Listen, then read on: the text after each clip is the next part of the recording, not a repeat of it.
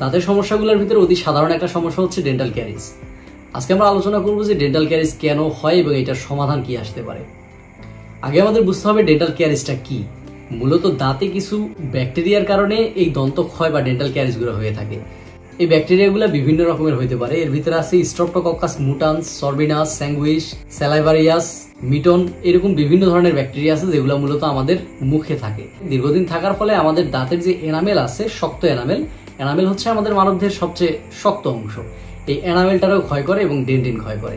যখন ক্যারিজটা এনামেল থেকে ডেন্টিন পর্যন্ত পৌঁছা যায় তখন আমরা সেন্সেশন অনুভব করি। তখন আমাদের মনে হয় যে হ্যাঁ, পানি ধরতেছে বা একটা অস্বস্তি হচ্ছে। ঠান্ডা গরম খাবার খেলে বা পানিতে উজু করতে গেলে অনেক সময় এই অস্বস্তি হয়।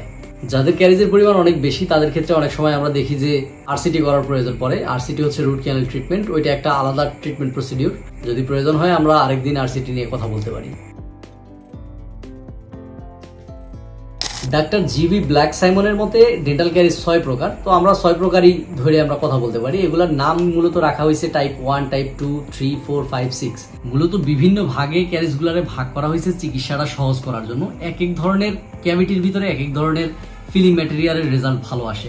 যেমন আমরা উদাহরণস্বরূপ টাইপ 1 ক্যারিজের কথা বলতে পারি। টাইপ 1 ক্যারিজটা হচ্ছে দাঁতের অক্লুশাল সারফেসে তৈরি হয়। অক্লুশাল সারফেস হচ্ছে দাঁতের একেবারে মাঝামাঝির যে জায়গাটা, এই জায়গার ভিতরে তৈরি হয়। এই ধরনের ক্যারিজে সাধারণত ডেন্টিস্ট গ্লাস আইনোমার সিমেন্ট অথবা কম্পোজিট ফিলিং দেয়। অ্যামালগামের রেজাল্টও এখানে ভালো আসে। কিন্তু সব জায়গায় কিন্তু এই ধরনের ফিলিং ম্যাটেরিয়াল সমান রেজাল্ট আনবে না। তো টাইপ 2, টাইপ 3, টাইপ 4, 5, 6 এগুলো মূলত ডেন্টিস্ট দেখবে এবং ডেন্টিস্টের কাছে যদি মনে হয় যে এখানে এই ফিলিং ম্যাটেরিয়ালটার সর্বোচ্চ আউটপুট আসবে, দেন আপনারা ওইটা রেকমেন্ড করা হবে। এটা সম্পূর্ণই ডেন্টিস্টের কাজ। ফিলিং ম্যাটেরিয়ালও বিভিন্ন রকমের হইতে পারে। ক্যারিজের ধরন বুঝে আমরা ফিলিংগুলো ব্যবহার করে থাকি যে আসলে কোনটা কোন জায়গায় সেরা আউটপুট দিতে পারে।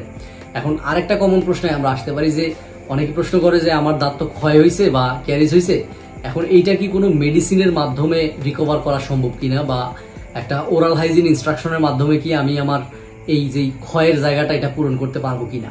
এটার অ্যান্সার হচ্ছে এটা সম্ভব না।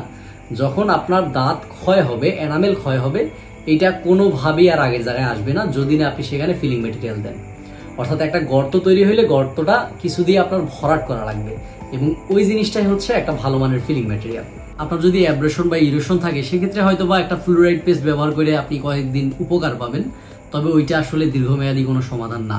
এই জন্যই ডেন্টাল ক্যারিজ বা দন্ত ক্ষয় হলে একজন ভালো ডেন্টিস্টের কাছে যান এবং ফিলিং করিয়ে নেন। যদি আপনার অবহেলার কারণে দাঁত বেশি ক্ষয় হয়ে যায় তাইলে আপনার হয়তো বা আরসিটি বা এক্সট্রাকশনে যাইতে হইতে পারে। তবে সতর্ক থেকে আগে ফিলিং করে নেওয়াই বুদ্ধিমানের কাজ। তাই সতর্ক হয়েই সুস্থ থাকি। দেখা হবে অন্য কোনো ভিডিওতে। আসসালামু আলাইকুম।